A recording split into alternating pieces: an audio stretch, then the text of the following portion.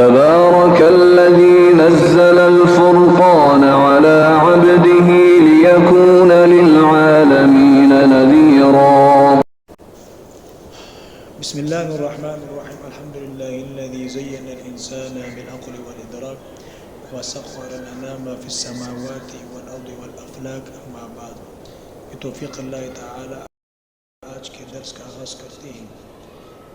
چونکہ پچھلے درسوں میں ہم نے اسم متمکن کی 16 اقسام کی تفصیلی بحث کی تھی، تو انشاءاللہ آج کے درس میں تسمیے میں اس متمکن کی 16 قسموں کا اجرا کریں گے.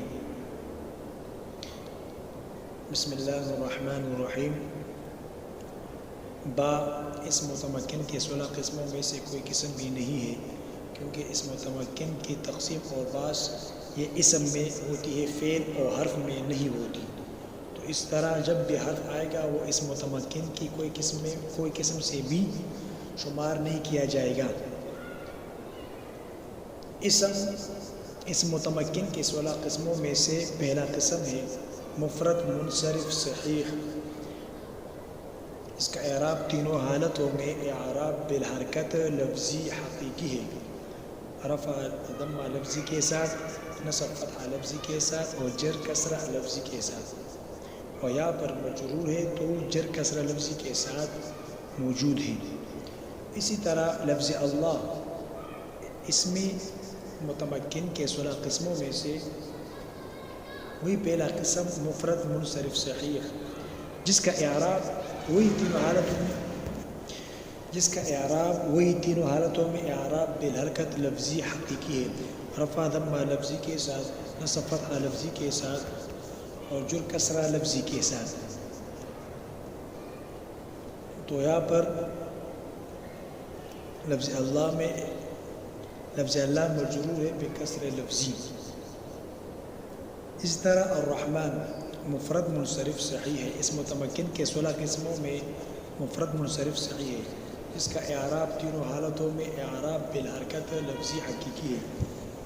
اسی طرح رفع ضمہ لفظی کے ساتھ، نصب فتحہ لفظی کے ساتھ اور جر کسرہ لفظی کے ساتھ. تو یہاں پر بھی رحمان مجرور بالکسرہ لفظی ہے، مجرور بالکسرہ لفظاً ہے. الرحیم میں بھی یہ اجرا ہوگا، وہ بھی اس متمکن کے 16 قسموں میں سے پہلا قسم مفرد منصرف صحیح ہے. مفرد کی تعریف بھی ہم پہلے کر چکے ہیں، منصرف کی تعریف بھی ہم پہلے کر چکے ہیں اور صحیح کی تعریف بھی ہم پہلے کر چکے ہیں، تو اس لیے اس کی تعریف میں جانے کی ضرورت نہیں ہے. اس کا اعراب بھی اعراب بالحرکت لفظی حقیقی ہے، رفع ضمہ لفظی کے ساتھ، نصب فتحہ لفظی کے ساتھ اور جر کسرہ لفظی کے ساتھ. یہ اس متمکن کے 16 قسموں کی اجرا مکمل ہو گئی. اسی طرح اس متمکن کے 16 قسموں کا اجرا تمام قرآن مجید میں ہوگا انشاءاللہ. اب ترکیب کی طرف آتے ہیں. چونکہ بسم اللہ میں تسمیے میں متعدد ترکیب ہوتی ہے، چونکہ ہم صرف یہاں پر ایک ترکیب کریں گے جو مشہور ہے. تو بسم اللہ کا ترکیب کرتے ہیں، چونکہ اس میں متعدد ترکیب ہے، لیکن ہم یہاں پر مشہور اور آسان فہم ترکیب کریں گے انشاءاللہ. با حرف جر، اسم مجرور بالکسرہ لفظاً مضاف. لفظ اللہ مجرور بالکسرہ، لفظاً موصوف. الرحمن مجرور بالکسرہ لفظاً صفت اول. الرحیم مجرور بالکسرہ لفظاً صفت ثانی. موصوف اپنے دونوں صفتوں سے مل کر مضاف الیہ ہوا اسم مضاف کے لیے.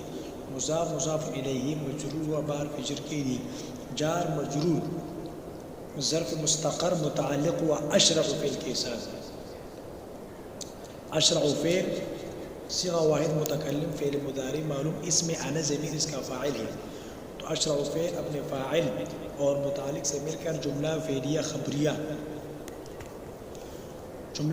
خبریہ ہوا لفظاً لیکن معنی انشائیہ ہے. فائدہ، ظرف دو قسم پر ہوتا ہے، ظرف لغو اور ظرف مستقر.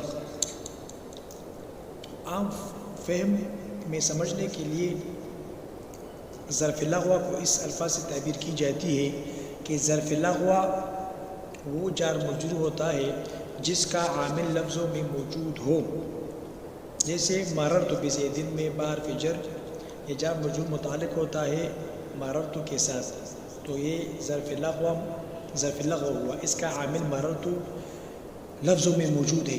اور ظرف مستقر وہ جار مجرور ہوتا ہے جس کا عامل لفظوں میں موجود نہیں ہوتا، جیسے ہم نے بسم اللہ میں اشرع فعل کو نکال دیا، تو اس طرح یہ ظرف لغو اور ظرف مستقر کا تعریف ہوا۔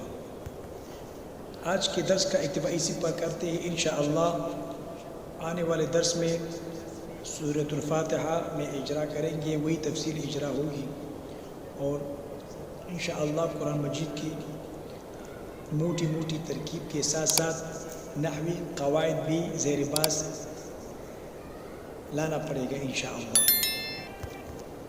وما علینا الا البلاغ۔